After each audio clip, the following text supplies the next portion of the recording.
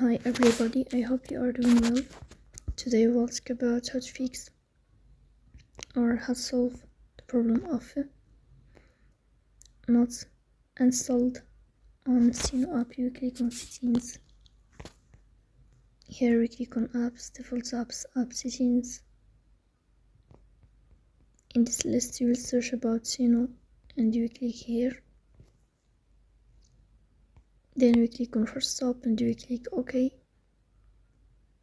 Here you will enter to storage. Then we click on clear cache. In the end you will turn off your phone and you will wait a moment to restart your phone again to fix that problem.